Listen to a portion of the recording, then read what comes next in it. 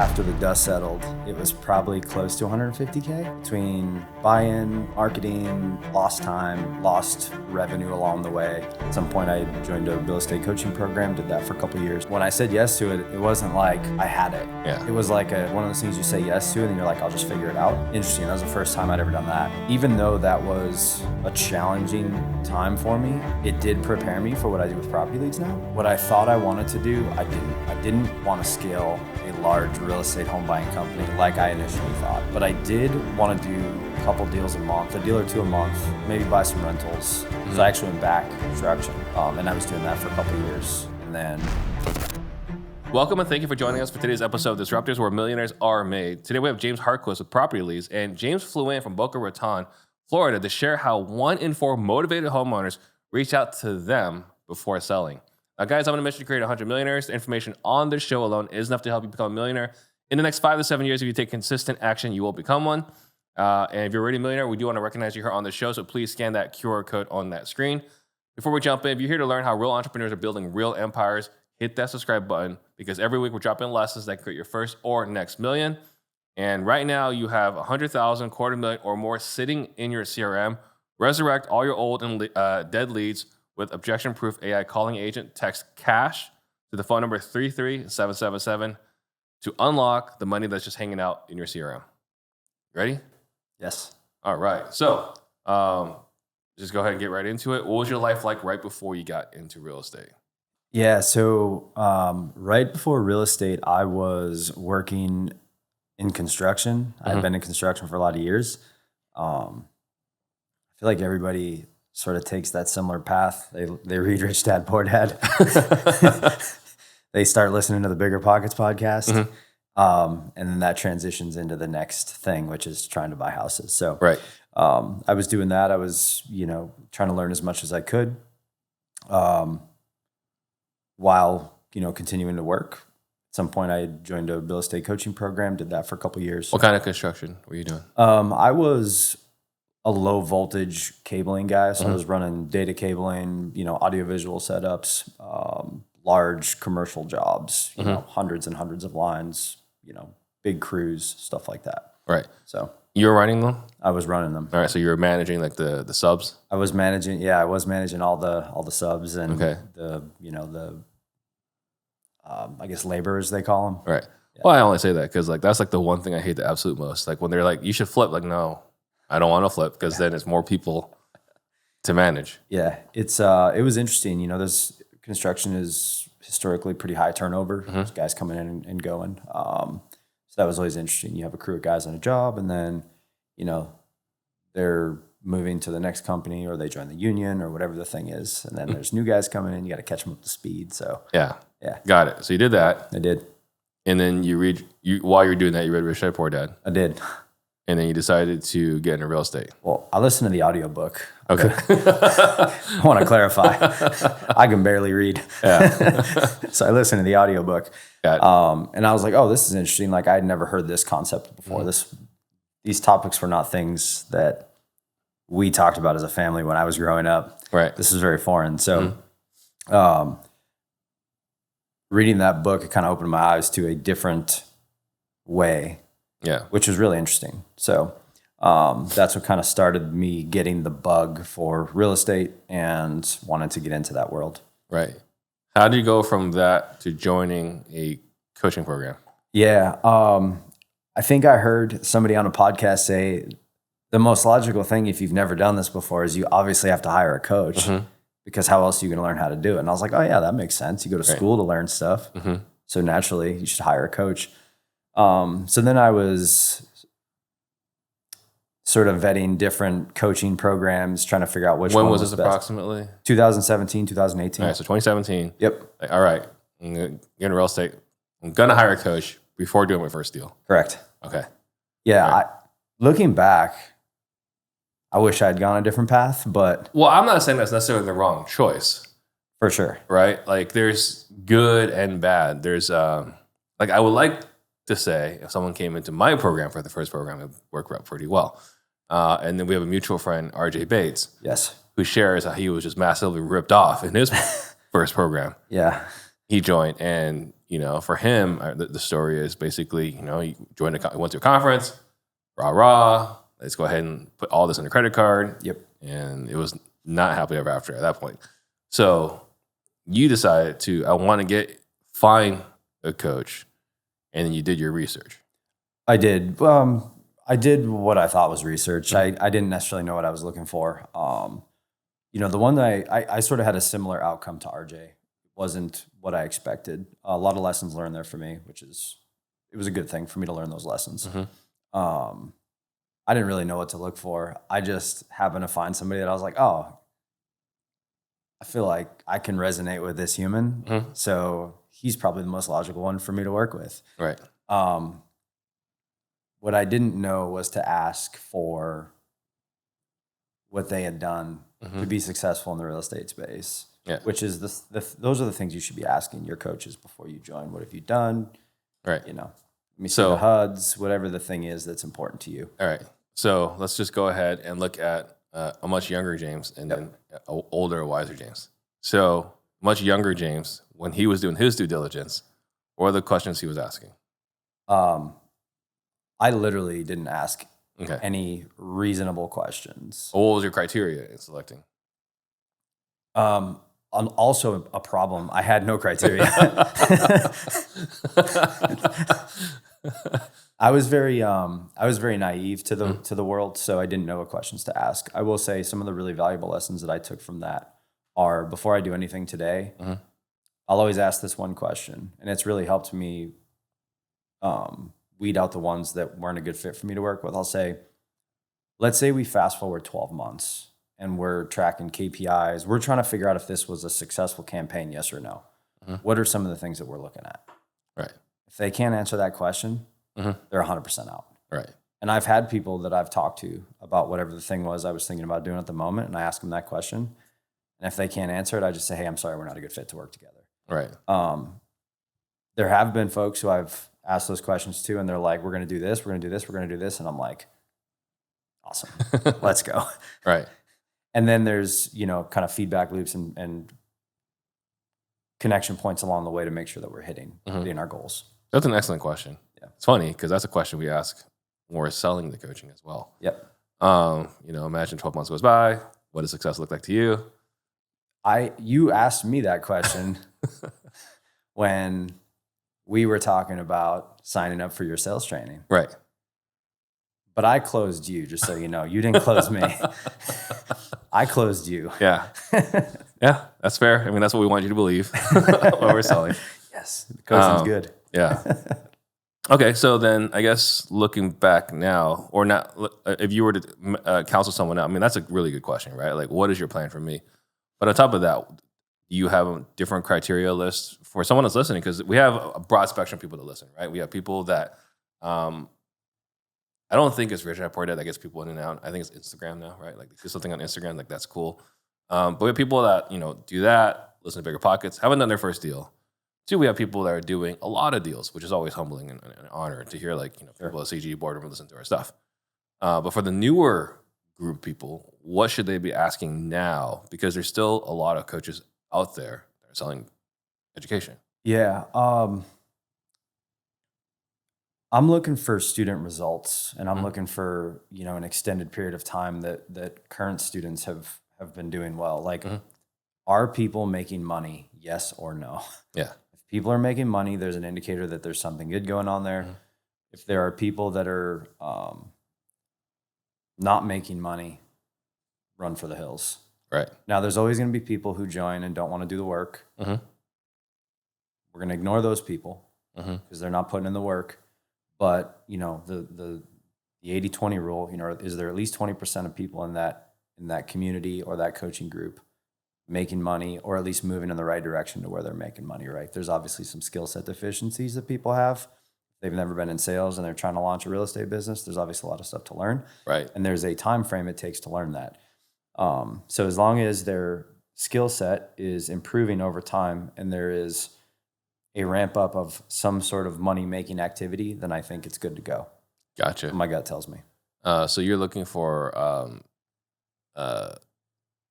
success stories, which is interesting because Darren Bentley, who is great. Know him. Knew him before Family Mastermind, but got to know him pretty well through Family Mastermind. He's instrumental in Tom Kroll's programs and Wholesaling and so on. I think probably he's the reason why Wholesaling blew up. He put a post last week, which is like kind of like floored me, which was like, here are the 10 things that like gurus do, like to watch out for. But like I think it was number 2, number 3 was like they get testimonials, they require testimonials from failed students as part of their like refund program. It's like I won't give you a refund on this failed coaching program unless you record a testimonial from me. It's like that like shattered like as jaded and as broken as I am, that jaded me even further. Yeah, that's interesting. So when you told me that was the first I had heard of that being a thing. Yeah. I think I'd rather just take the L on the cash personally. Yeah. I'll just take the L. Yeah. You can keep the money. Then sell your soul for a bad testimonial. Yeah. I don't, yeah. Yikes. Yeah. And the reason why I'm bringing this up is like, I don't know if you feel comfortable sharing, like how much did you lose in that first coaching program you joined? I would say after the dust settled, it was probably close to 150K between buy-in, marketing, lost time, lost revenue along the way. Right. Quite a bit of money. Yeah. Wouldn't mind having that back. Wouldn't mind having that back. But eventually you're able to claw your way out of it because you put it all on a credit card or a lot of it. I did. And when I said yes to it, it wasn't like I had it. Yeah. It was like one of those things you say yes to and then you're like, I'll just figure it out. So that was interesting. That was the first time I'd ever done that in my life. Just like go for it, figure it out along the way. It's interesting. Even though that was a challenging time for me, it did prepare me for what I do with property leads now. So there definitely was a silver lining. Like if I never did that, I don't think when we all got together to launch property leads, I would have been the right fit for that. I did learn, I would say some basic sales abilities, I also learned the real estate space so I could speak the investor language. And that's what we needed at property leads at the beginning for me, since I was front facing. I had to be able to speak the language, at least understand the marketing, at kind of a baseline level. If I didn't do that, I don't think I would have been ready for that. Yeah. So silver lining is that.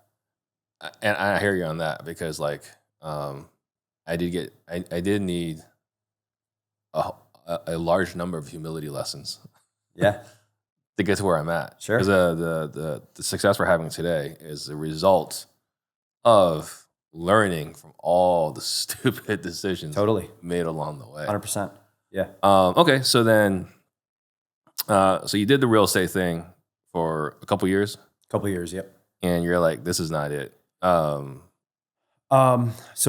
what I sort of learned along the way at the time was what I thought I wanted to do, I didn't want to scale a large real estate home buying company like I initially thought. But I did want to do a couple deals a month, a deal or two a month, maybe buy some rentals.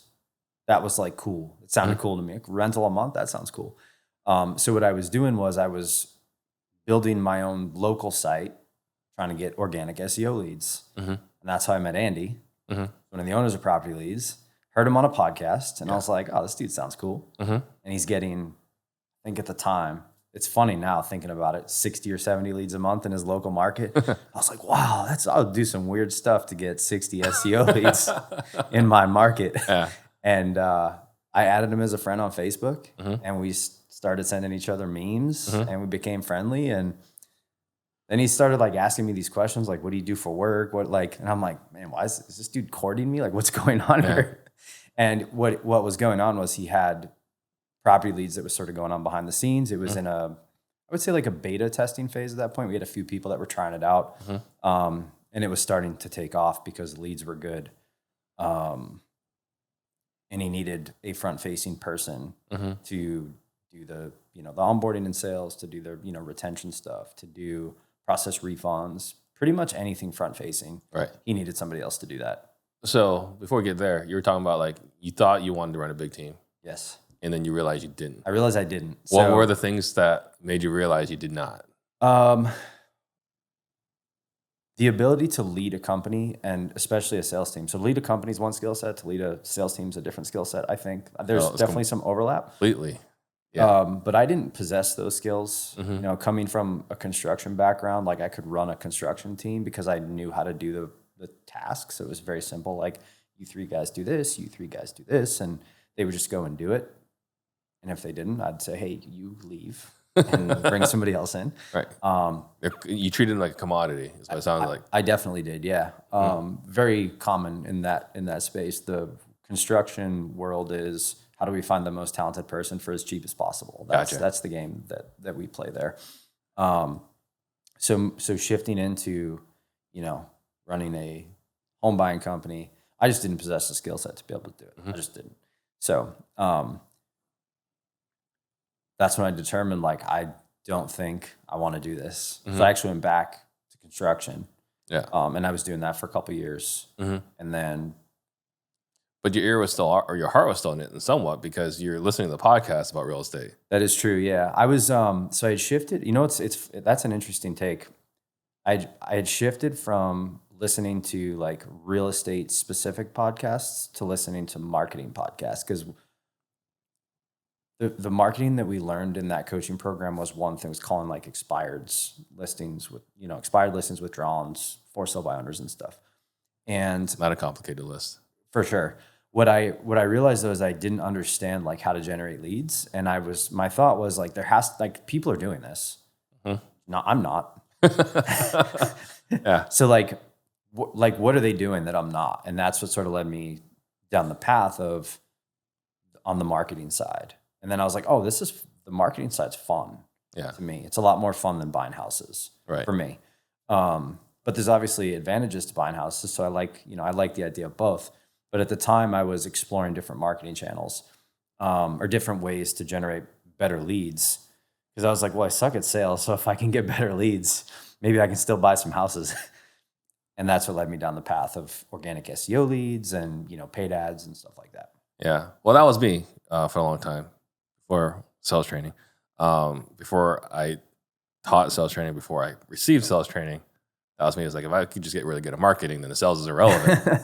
Yeah. Okay. So then you hear about Andy. What podcast do you remember? It was, I listened to Andy on the Carrot Cast. Carrot Cast. Yep. With Trevor. And was really impressed with what he had to say. Super smart guy.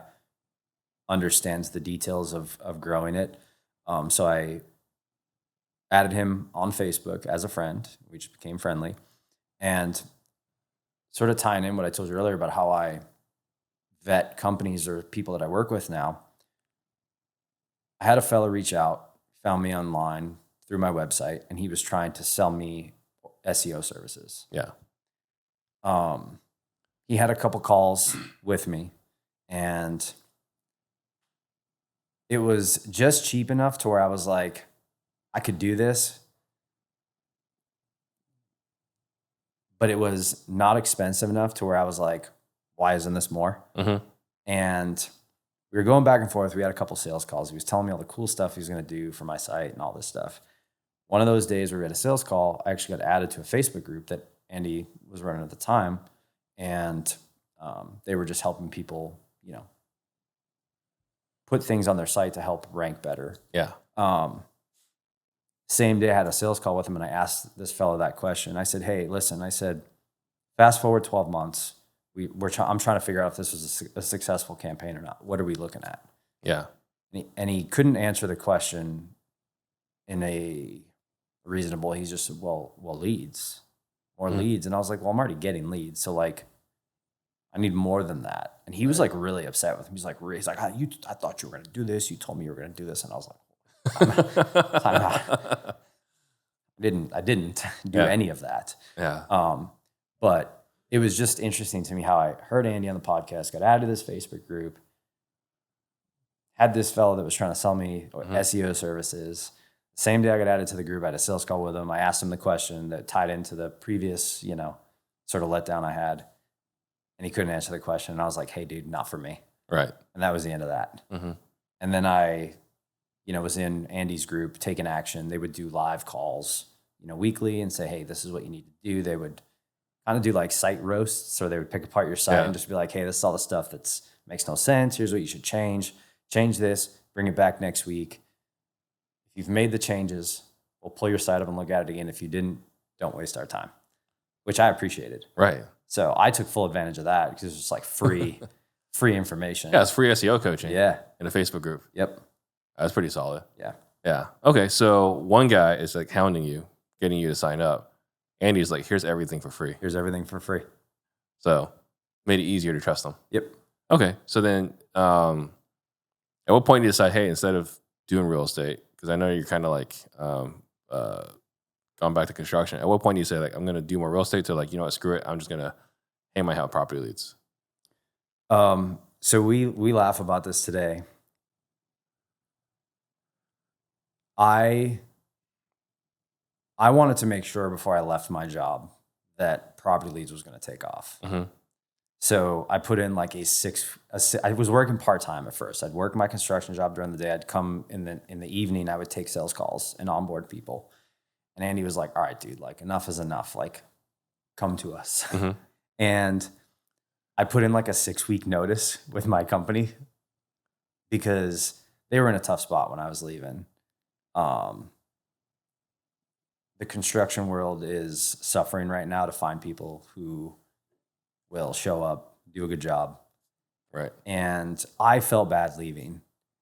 So I put in like a 6-week notice, worked there for 6 more weeks. Mm-hmm. We were on a big job.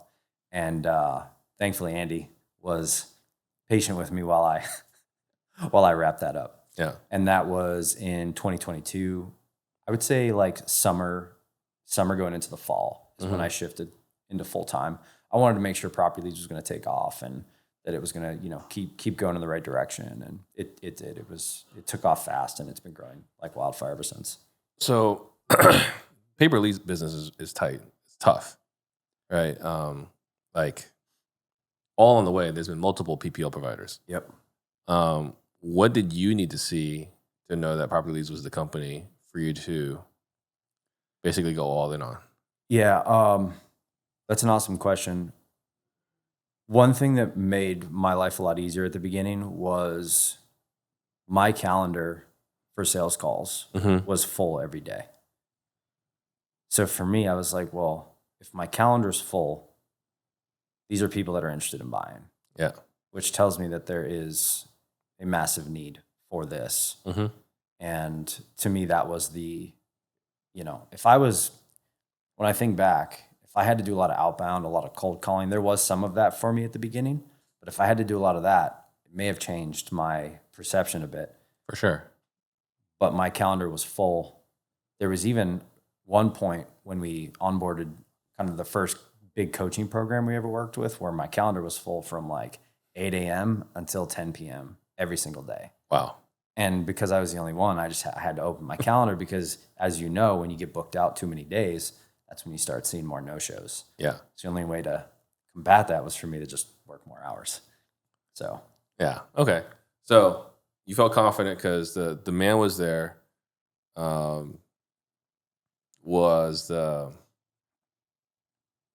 guess at that point between CarrotCast, the Facebook group, the coaching program that you were working with, was there was enough social proof that this was it as well? For sure. And, you know, there was almost an instant trust level between all of us at the beginning too. I think that's really unique in that sense where like you were strangers a couple weeks ago and now you're not.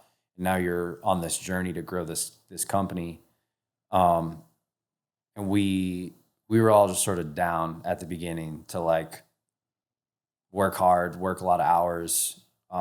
We all instantly connected that way, which also was like a cool thing for me. Yeah. So there was a trust factor too, where I was like, maybe I shouldn't trust these guys as much as I do, especially with my past of choosing coaching programs. But I do trust these guys, and I think there's something here. So I remember talking to myself. I said, I'm gonna give this all I have for 12 months. I'm gonna do everything I can. I'm gonna do everything they ask me. I'm gonna do everything the client asks me. If they text me on a Saturday and they're like, hey, dude, I got this thing that is annoying, I'm going to respond. I'm going to take care of them. I'm going to treat them. I'm going to treat every customer like it's our last because you never know. And that's what helped us, I think, take off the way that we did. The leads were good. There were really smart people working behind the scenes, Andy and Liz. And then on the front end, I was doing everything I could to make sure that people knew that we cared. When they did have an issue, that I fixed it. And yeah. How do you demonstrate that? Because like this is you're a vendor, you're a service company, and I was saying like when you started in 22, but I think it's just as true today in 26, if not more true, that competition is stiff and fierce. How do you demonstrate that you care today? For me personally, when I see a comment in a Facebook group where somebody's saying, property leads stinks or whatever the thing is that they're having trouble with, I get not offended in like it couldn't possibly be that way, but I'm like, dang, like this person trusted us and something got missed, something got dropped along the way that made them lose that trust a bit, which bothers me a lot because like I've been burned in the past and I don't want anybody to ever feel like they got burned. I've learned that you can't make everybody happy, as we Absolutely know. not. But what I do try to do a good job of is if we do make a mistake, which we have, that we make it right. Because at the end of the day, that's all we can do. Hey, you're right. We should have done a better job here. Yeah. I'm sorry. You make it right and you move on. So for me, demonstrating it, I think is easy because it's genuine. Like I genuinely care if people win or not. And when I hear that they're not, I'm like, dang, we got to fix this. So it impacts you personally. It does. Yeah. Yeah. Yep. So that's healthy. It's good to know, right? As a client, I would want to know that. Yeah. Like, one of the chief guys at the company, like, actually hurts his feelings. I'm sensitive. Yeah, but it's good because, like, there's real money being spent here, right? Like PPL is not like I'm gonna spend a few $100 a month and let this ride. Like this is like it's real money. Like if this doesn't work out, like I could have used that money somewhere else. Totally. I mean, we have folks who literally run on the platform with an unlimited budget. Yeah, really. They will take whatever we'll give them. Wow. And they've been doing that for years. Yeah. So that's a sign of faith. Yeah. One of the funniest ones that I've seen was we have a fella who buys leads from us and he was being funny. He set his monthly budget to $1 million. And one of our sales guys sent me a message. He's like, look at this. He set it to $1 million. I was like, dude, it's unlimited. He's being funny. Yeah.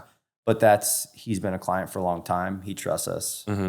He's always like, hey dude, I need more leads. And I'm like, we're working on it, man. Yeah. We're working on it. So I'm going to talk about later on about some of the new things you guys have added. But like the one question, and we've had other PPL providers come on the show.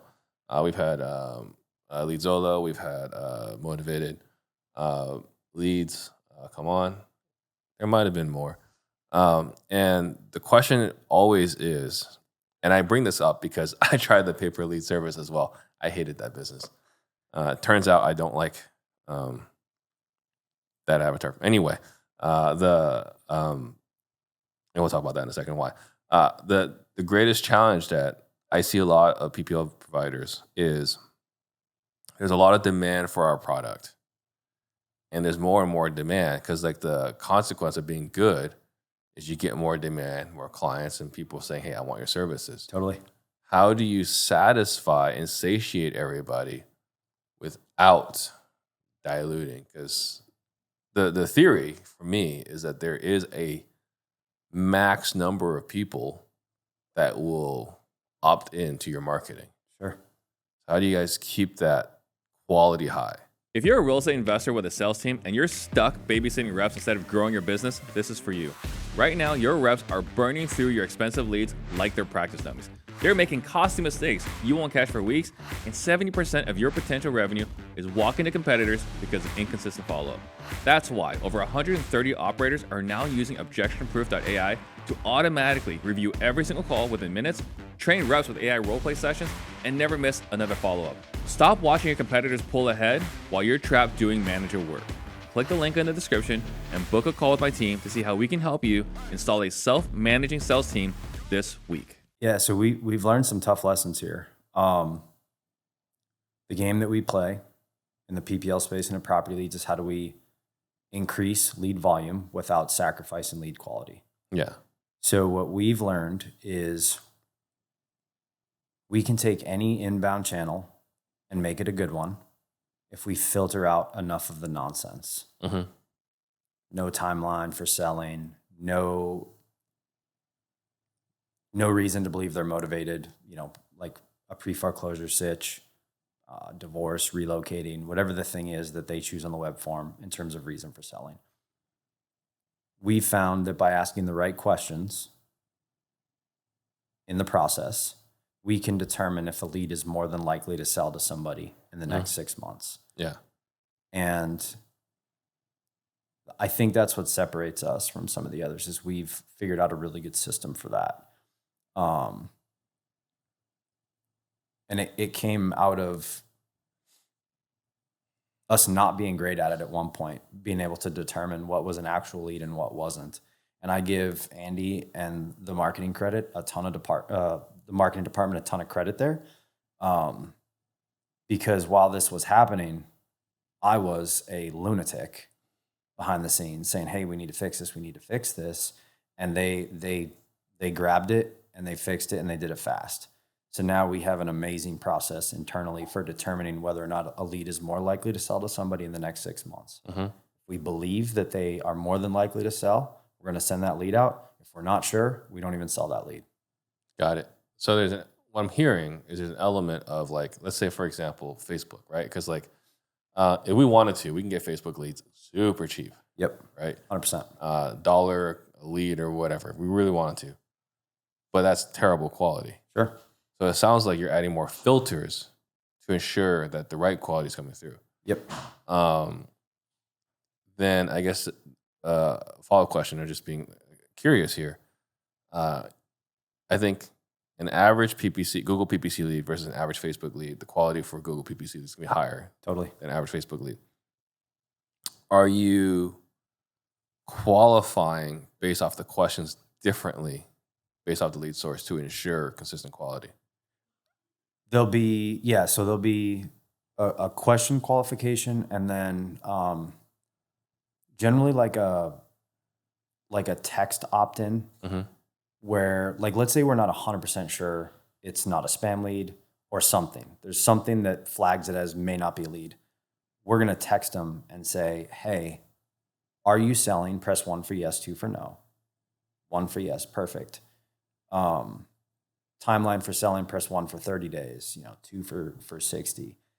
And at that point, if they've now filled out a form and they're responding to our follow-up questions, and this all happens within a couple of minutes, we have enough belief at that point that it's a quality lead. Yeah. And we're going to send that out to an investor so that they can lock that deal up. So there's an element of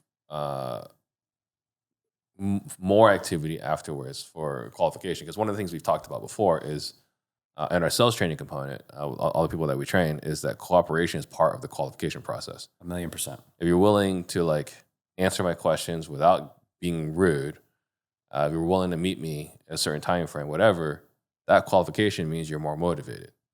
And so it looks like you guys have taken that principle and had them do the text follow-up to make sure that they're... Text, it could be a phone call. Mm-hmm. Sometimes it's one or the other. But we want to make sure, one thing that we learned early on is that when people get annoyed, whether it's justified or not, in our view or opinion, is irrelevant. So like a lead that we send out where the seller says, "I'm not selling," that just filled out a web form. So we're genuinely confused as to what they mean. Yeah. But that investor's like, "Hey, this is annoying. This is costing me time." So what we try to do is figure out how we can create more friction in the sales process to make sure that we're not sending out nonsense, but also less friction so that when the handoff happens, it is a seller who actually wants to sell in the next 6 months, preferably sooner.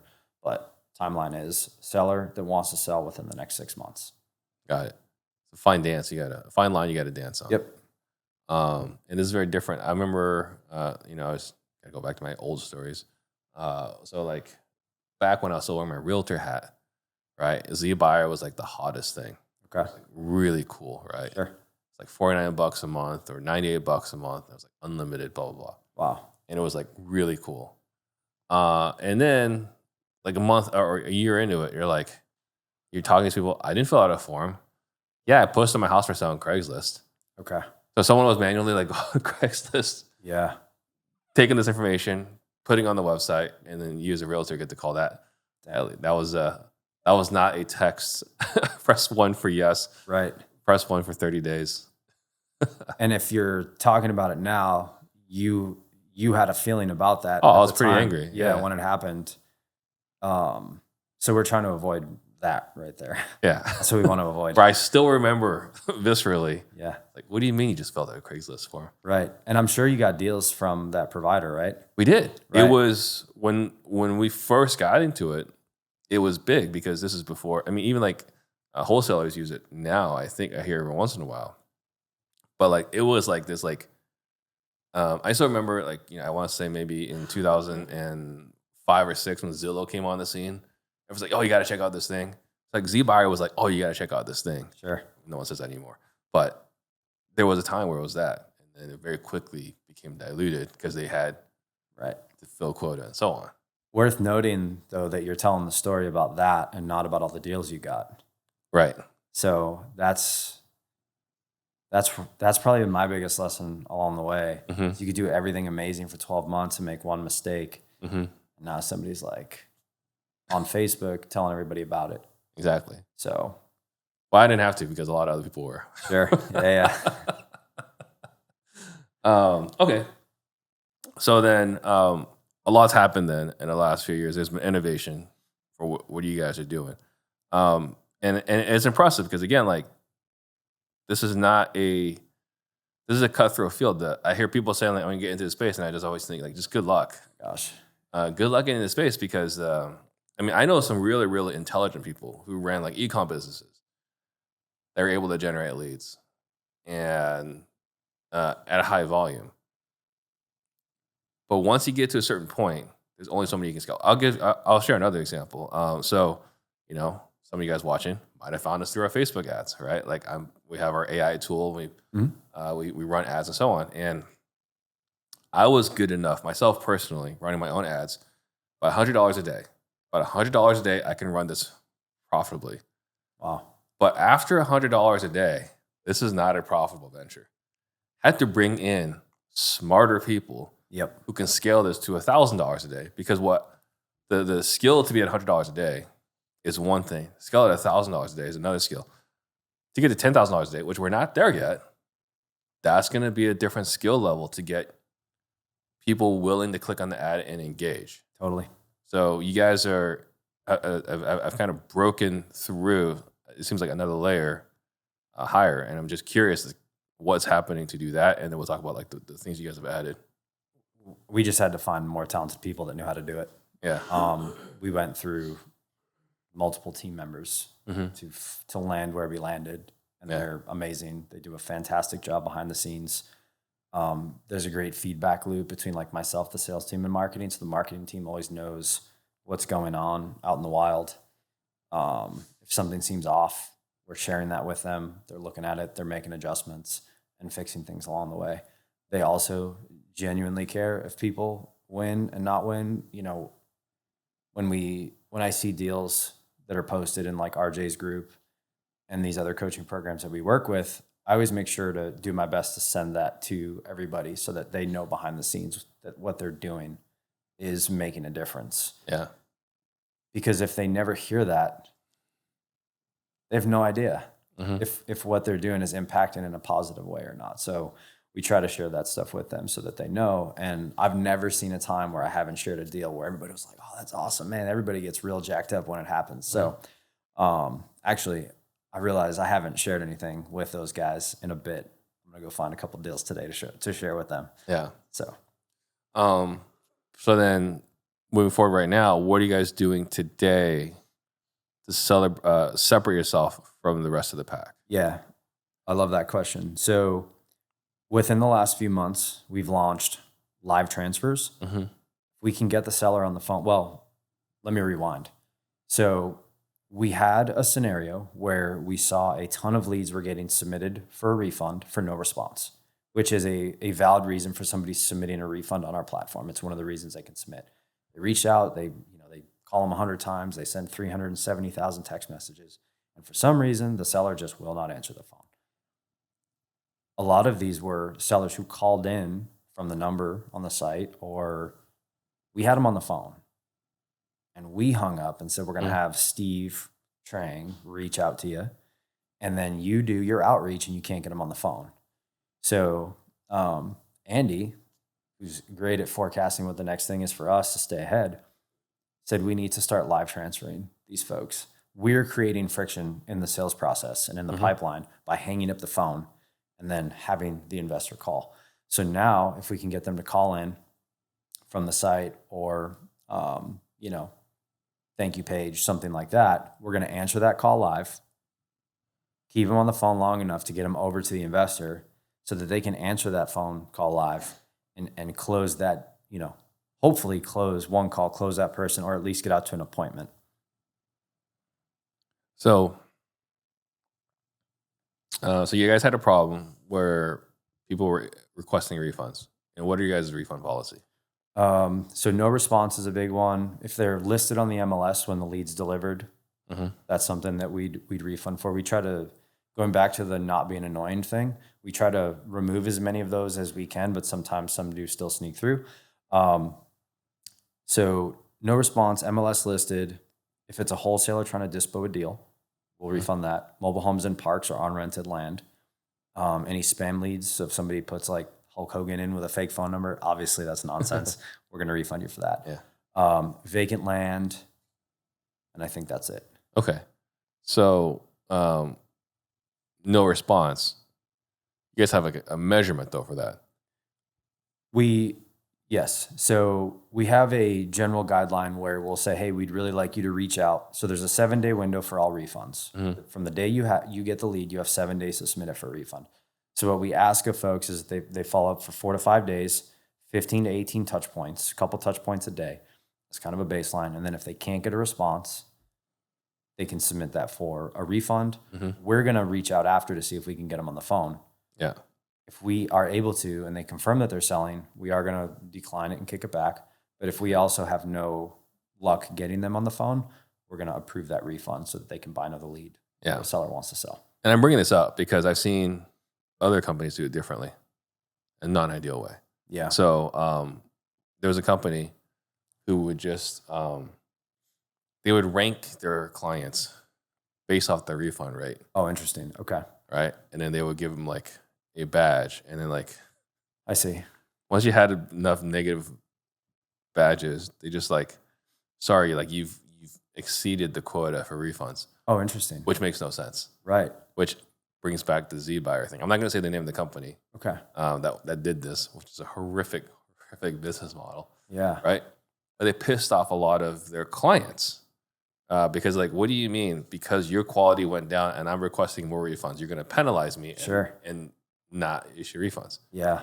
You guys took this problem and looked at it a different way, right? Like you rotated the image, you looked at it, it's like, well, what if we did this? And I really like the solution, which is like, well, why don't we just go ahead and call the lead? Yeah. And then see if the client is ready to talk to them. Totally. Reducing the friction. Yep. Versus penalizing them. Correct. Which of course is smart on your guys' end because you want to make sure like refund rates are down, but you're also providing a positive experience for the client. Yep. So how does it work right now? I'm thought out a form, I put my information in, and then what happens? Yeah, so there's a few different scenarios where a live transfer can occur. So one would be they call the number on the website or whatever the thing is they're seeing. We're going to answer that phone call and we're going to transfer them. The second one is they fill out a web form. Thank you page pops up and says, hey, Steve, thanks for submitting a web form. If you want to talk to a home buying specialist, literally right now, just call this number. and they're going to call in. We're going to answer that call. We're going to transfer it live. The third would be a refund request for no response or not selling. That happens sometimes. Often that means they didn't want to sell to you. You made your offer. They said no. Yeah. They're selling. They're just not selling to you. But we will take that and live transfer that back. Right. If we can get them on the phone. Gotcha. Okay. So it seems innovative. It also seems common sense. It's like, it's not like you discovered another isotope of uranium. It was like, hey, why don't we just do this? But obviously it's made an impact, I imagine. It has, yeah. I mean, I think sometimes the biggest needle movers, at least from what we found, were things that like after we roll it out, we're like, why didn't we do that 2 years ago? Like it's just basic stuff that I don't know. I don't know why we missed it earlier, but yeah, it is something that is very, like it solves a lot of problems. Right. We can get you on the phone with a seller that wants to sell right now. That makes all the sense in the world. Why wouldn't we do more of that? Exactly. So then did you guys have to like hire up a bunch of overseas staff to service this? yeah, we have full teams, full call teams that service this 24 hours a day. Yeah. And then same question that you mentioned earlier. So someone calls in right now and they say, hey, I'm interested in property leads.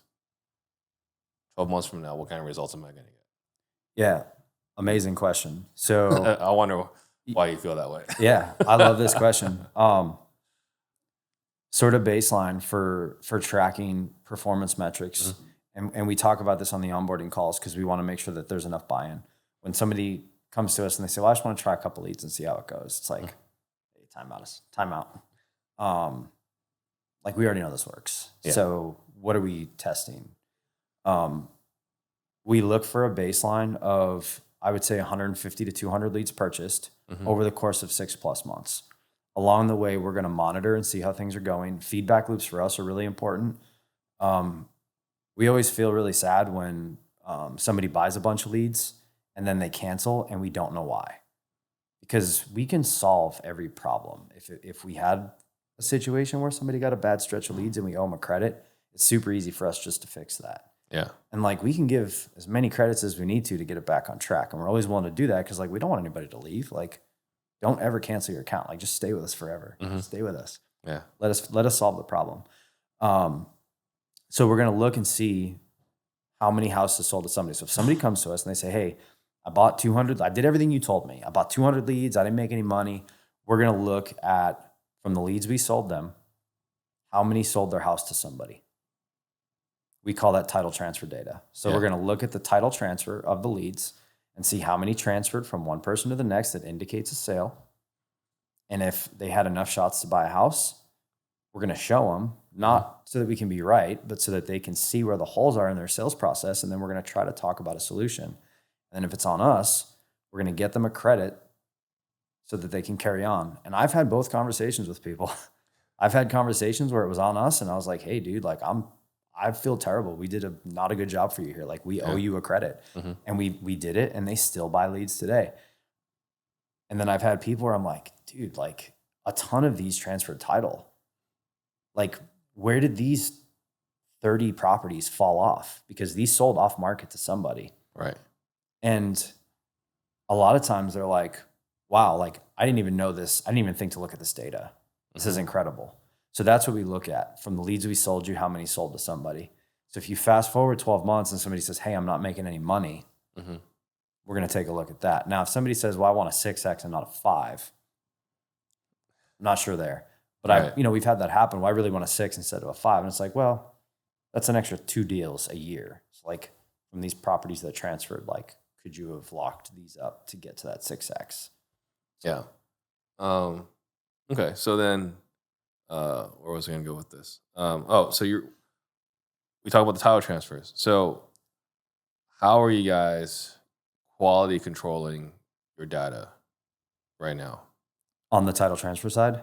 Yeah. I mean, like it's I don't know, like a lot of data to keep an eye on. It's a lot of work. Disclosure, non-disclosure, all this other stuff. Yep. the data is never going to be 100% accurate, right? Right. We try to get it as accurate as possible. We pull the information from multiple sources. We cross-reference. That helps. You know, when I'm looking at an account, we have sort of three. Didn't sell, sold probably on market, sold probably off market. And I've been looking at data with somebody live, and I'm like, well, these sold off market, and they pull it up, and they're like, well, actually, it sold on market. It's right here, and I'm like, okay, cool. Like, data's not 100% perfect, but we can usually get it close enough to where we can tell if we did a good job or not. Yeah. There may be a few properties that get missed, but at the end of the day, like, you're not going to see a huge swing from like a, 4% title transfer rate, which would be god awful, to a 30%, which would be good and enough for somebody to win, over like some missing properties that transfer title, if that makes sense. Okay. So then 25% sell within 6 months. It's going to vary from sort of market to market. Local counties, the data is going to be a lot better than like super rural. The properties that are rural don't record as well as some of the localized ones. Generally about, roughly 25% are going to transfer. There's some areas that are higher, some areas that are right around 25, maybe a little bit lower. And then how many clients are you guys working with right now? I mean, we've got a couple thousand at this point. A couple thousand. Yeah. A lot. Yeah. Yep, it is. You don't think you're close to like tapping out like the total addressable market? I don't. I really don't. There's a ton of coaching programs that we've not started working with. Some of them are newer. Yeah. But they have, 300, 400, 500 students in the coaching program, and they're not quite ready for pay per lead or property leads yet, because it is more of a premium service. Yeah. Those are 500 people that have the desire to do real estate deals that are not buying leads from us right now. So they're out there. We just have to get them into the funnel, and then we have to make sure that they win when they're in. Right. Got it. All right. Any other new features you guys released in the last 12 months? One of the coolest things that we're working on right now is we call it home seller experience. We received some really amazing feedback from a really fantastic operator who we both know in Collective Genius recently, where he said, sure, you guys do a good job with your clients that buy leads from you, but you don't treat the sellers like they're clients. We were like, it was like that thing we were talking about a little ago. Yeah. Where it's like, duh. Obviously. So now we're taking steps to create a better handoff. On that thank you page. Can we add information about the person that's buying that lead, so that when that seller calls them, they've already seen their name or a picture of their logo or something that makes that handoff a little bit cleaner. So we call that home seller experience. We are now looking at the home seller like they're a client as well. And we're trying to build kind of a trust bridge from that point where they fill out the form to the investor, because it can be confusing. And it's funny, I experienced this completely unrelated to anything property leads. We used to have this like old Corolla, and the key broke. So I went on Google and I searched for a mobile locksmith. I didn't want to go to the dealership. You've heard those prices at the dealership. Oh, yeah. So it was definitely a pay per lead service, because I got a bunch of calls. And I did what I'm guessing a lot of people do, and they're like, like stranger danger. And I remember I got this guy. I was in Massachusetts at the time. He's calling me from a Florida number, so he's already got a strike. And I was like, nah, I'm going to think about it. I gave him the old sales objective. I'm just going to think about it. I got to talk to my wife. About a key? About a key, right? Grow up, James. But he was great. He's like, hey, I'm sensing some hesitancy, which I totally understand. He goes, I'm a stranger. I'm calling you. I got a Florida number. He was like, can I throw out an idea? I was like, sure. He goes, how about I just stop by? I'll take a look at what you got going on. I'll give you a price. If you want to do it, I'll do it. If you don't, I'll just leave. I was like, well done. Yeah. He came over, sold me a key, probably for more than I would have paid at the dealership. For sure. And he was in and out. Yeah. But at that moment, I realized like I had all these things. I was like, like that's what these folks are experiencing. Yeah. So like, how can we make that handoff easier? So that's what we're working on right now. We're in the process of rolling out kind of V1. It'll be a name and like a company name. You know, Steve from said company will be reaching out to make an offer on your house. And I would expect that over time, that handoff will get better and better, cleaner and cleaner. There'll be more features and fun stuff that we can work in there. Yeah, I'm thinking, did you make that guy an offer? Say that again? Did you make that guy a job offer? I should have. Were you a sales manager this time? I was not, no. Oh, okay. No. The seller experience, this part makes total sense because like if this is my website that I created, it's branded, and then the handoff process is gonna be great. Totally. Well, ideally. But you're a PPL, so you don't know necessarily who you're gonna sell it to yet. But there was that thing that happened during the Biden administration. Yes. That required the disclosure that Trump, like, I think the day before, I was like, forget about all that. The 12th hour. He's like, just kidding. Right? Which was that you, as a lead provider, had to disclose who you sold the lead to, right? More or less? There had to be, yes, we had to disclose it to the person filling out the web form who was going to be calling. Right. Correct. Yes. So you guys kind of have that infrastructure in place now. We did, and a lot of work leading up to that for our software team. I still remember the message going out in Slack. Yeah. Where they said, this is canceled. And our poor software guys were like, literally what? Spent the last 3 months of my life building out all these things. So yes, that piece was sort of a blessing because we had a lot of stuff that was already set up. So yeah, it's a great point. Yeah. So you guys already have the infrastructure in place. Yeah. Yeah. So just fire it back up. Yep. Awesome. Anything else that we haven't talked about there? No, those are the two most exciting things. I mean, with the live transfers, we definitely want to increase. We're live transferring about 25% of the leads that we generate right now. One of the things that we're running into is that there's a really low answer rate, which is really interesting to us. Some people say that they don't want the live transfer. Low answer rate from your clients. Right. So we're live transferring and they're not answering the phone when we live transfer.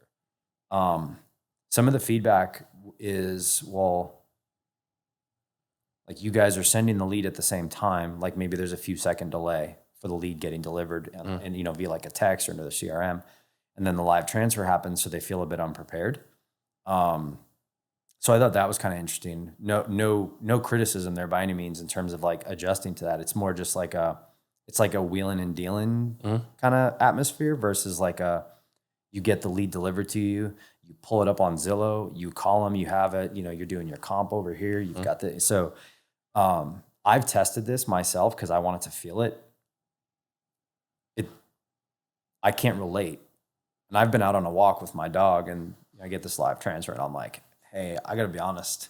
I'm walking my dog right now. I have no idea what the address is that you're calling about. Yeah. Can you just give that to me right now so that I can look it up while we talk? Yeah. And they're like, yeah, sure. No problem. So I think it's just practice. They just need more practice. Yeah. Well, you've broken their routine. Cause actually I've had the same thing as well. Cause we do, the automated call, right? So like they fill a form and then RA calls them right away. And what we're having is a lot of our clients have a 2-page setup, right? Like the first one's just the address and phone number. And then the rest is like all this information. Right. And the feedback we're getting is like, hey, like your AI is calling so fast, they're not finishing page 2. That's like, I know, that's great. That's like actually amazing. Like that's great. You're talking to them, you got them on the phone. But not everyone feels that way. If I was talking to somebody and they said that to me, I think maybe the thing they're not considering is that if your AI is able to keep that person on the phone, sure, they're not filling out the step 2 or finishing, but they're also not filling out another web form. That's what I said. Yeah. Yeah. So proactive defense. Correct. So if you can do 2 things, if you can keep them on the phone long enough to whatever your process is, 1 call, close them, get out to an appointment, whatever the thing is. Yeah. and also prevent them from filling out another web form because there's a trust level there, you will win most of the deals. Exactly. I mean, we know the numbers at least say 80% of people will sell or work with the first person that talks to them. 100%. Which is still seems really high to me. But 80% is the first person they'll work with. So like, if we can get them on the phone beforehand, that's always a win. So yeah, you were saying there was a disconnect or in the change of routine from when they got a new lead to, hey, a live transfer. Like, well, I'm not ready yet. Were there other obstacles? Yeah, there was some early on where we would live transfer them, but there was no like notification about like who the live transfer was. So we've adjusted. So now we'll send a text that says like, hey, Steve, James from 123 Main Street wants to talk to somebody about selling their house right now. Like call them ASAP. And that's in addition to like just the basic lead delivery that's, text, email, and then CRM if it's integrated properly. That's just like an extra step, just so that they know like who actually was just live transferred to them so that they can make that one a priority. Yeah. So we do that through Slack. But now that you say that, text message makes sense as well. But right now we just send it through Slack. It's like, because right now, majority of our clients run bigger operations. They have a Slack. So like, it's a free for all, it goes to everybody, and then whoever answers first, but they just go to Slack. It's like, all right, read the notes while they're on the phone with them. My gut tells me go with both. Anytime you can do more versus less, that's probably where I'd go with that. I could see that being tricky for a team who has 5 salespeople. Everybody's getting a text message, but the lead is assigned to James and not the other 4. Yeah. And then they're like, well, I don't know who this is. So I can see that. Well, it's a free-for-all, so whoever answers it gets the lead. That's my favorite way. Yeah. That's the way it should be. And another thing that was interesting, you guys shared that 15% of your leads actually still do a transfer title. 15%. They fill out a form. Yes. So yes, what that is 15% of approved refunds. So that somebody submits the lead for a refund, we approve it. 15% of those still sell to somebody. Yeah. Now, some of those are going to be MLS listed, right? They were on the MLS, so we refunded. But a lot of them are not. Yeah. So what that tells me is that you need to follow up forever because somebody got that deal. And some of them are the people who got the refunds. They get that deal 8, 9, 10 months later, which is awesome. But it's not like we don't share that stat to say stop submitting refunds. We actually want people to submit refunds for the right reasons because we want your cost per deal to be accurate. But we share that because it's proof that you should follow up literally forever until they tell you to stop. Yeah. So one more reason you guys should be following up, because at this point, it was refund is free leads at this point. Yep. Playing with house money. 100%. And then you're saying there were some common misconceptions as far as meta, PPC, SEO. Lead channel. Yeah. You see that a lot where somebody says, why I don't want, I only want this lead source. I don't want this one. And going back to where we found success in filtering certain channels is, and I gave this example the other day at an event, you could take 100 SEO leads and 100 meta leads. I think almost everybody would agree that the SEO leads will outperform the meta leads. Well, if you take 80 of the meta leads and you just remove them from the funnel because they don't meet the minimum criteria for what we consider a quality lead, well, now that title transfer long-term from those 100 SEO leads are going to be very similar. And we found that we were able to replicate title transfer for every single source within a couple of points or a couple of percentage points just by filtering out the nonsense. Yeah. And that's what we do. It's an element kind of like, I remember Brandon Bateman on here was talking about lead sculpting, right? Like, hey, you take these leads, but if you chip off these bad characteristics, they'll turn out to be the same. And he's a smart guy. Very, very smart guy. Yeah. And then, so if someone was interested right now in getting, in working with property leads, there's a free credit you guys offer. We are going to, so anybody that listens to this and is like, cool, I'd love to work with those guys. There's going to be a link that we'll provide that when they fund their account, we're just going to give them a free $250 lead credit as just a thank you for signing up. Yeah. So check out the link, guys, in the description, and then you get $250 in free credit for trying you guys out. And, it's we're in the same masterminds, right? And it's always great to see, like, here are the providers that we're working with, right? And you hear, like, it's all these PPC providers, it's their direct mail providers. But what I always see consistently in the top is on the PPL providers is you guys. Yeah. Right? Which makes it easier. I mean, Yeah. I was actually on a call with your team last Wednesday. Yep. And I was sharing with Josh and Steve. I was like, you guys have a competitive advantage. They're like, what's the competitive advantage? Like, your stuff's better. It's just better. It should make it way easier to sell. Yeah. Right? Like, we got Ethan on our team. Love this kid. You know, he's like 22 years old. Love this kid. And I remember, like, one of the first things he said when he started working for us was like, man, this is so cool to work on at a company where, like, our stuff helps people. It's like, what? Wow. Like, you work, like, all these other sales companies you worked at is like you had to sell things because, like, that was just your job. Yeah. Right? It's like, oh, you actually sell things that actually benefit people. But yeah, it's like for you guys, you guys able to sell things that actually help people. They actually help. Yeah. And if somebody does catch a bad stretch of leads, we're going to make it right. So yeah, it's definitely an advantage. It also makes me feel good. Right. So, and then we, I believe, first connected through the family mastermind. I did. Yeah. So I saw you speak and I was like, I need that guy in my life. Right. I cornered you in the hall and I closed you. Yeah. Closed you live. But the thing that I believe that jumped out to you was not the sales training, which we also do, but it was like how to lead a sales organization. Yes. So talk about that journey. Yeah. I've sat in multiple seats at PropertyLeads. Anything on the sales and customer success side, I've done it. Mm-hmm. I've been the sales manager. I've since handed that off to somebody who is amazing. He's newer to the team. He's done a fantastic job. When I saw you speak, the thing that stood out to me was you were talking about how to get the sales team to work hard based on their goals. Mm-hmm. And I will say, like, I never was able to fully execute it the way you taught it.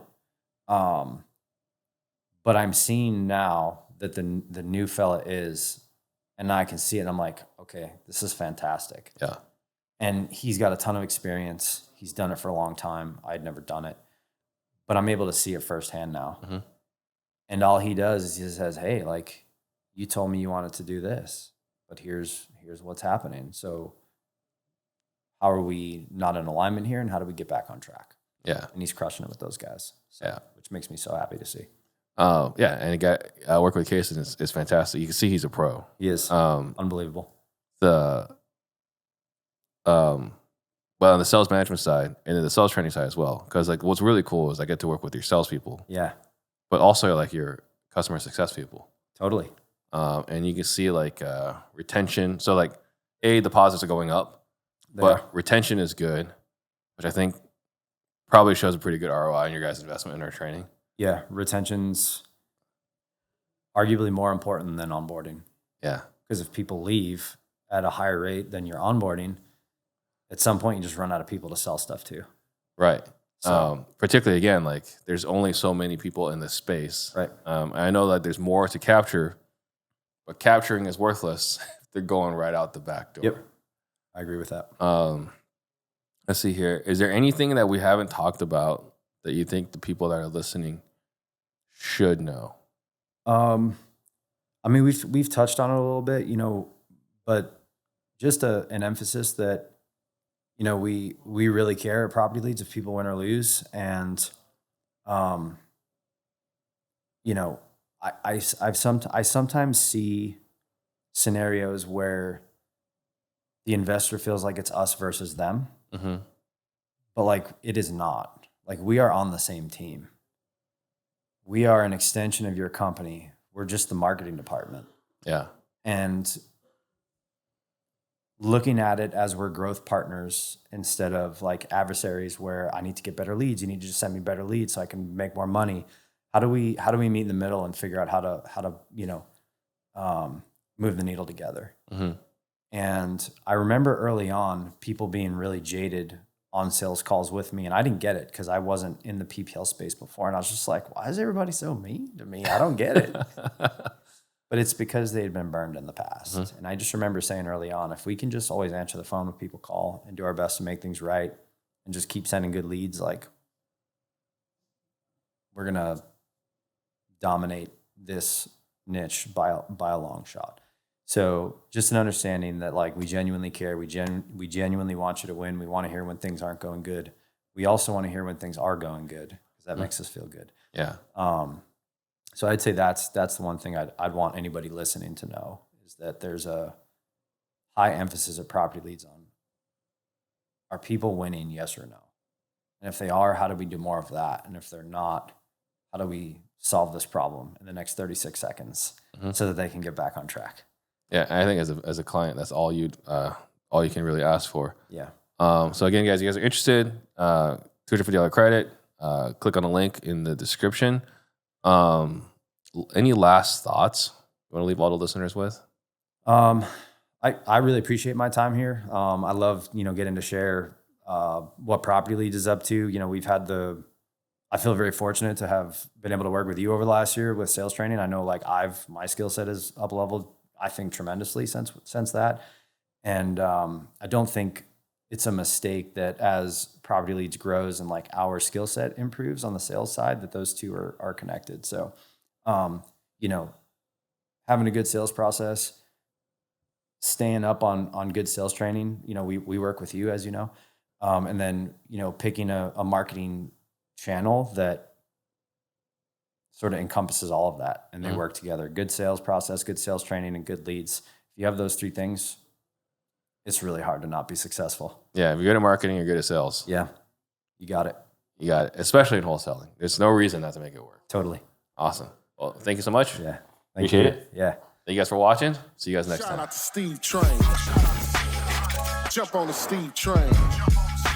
Disruptors.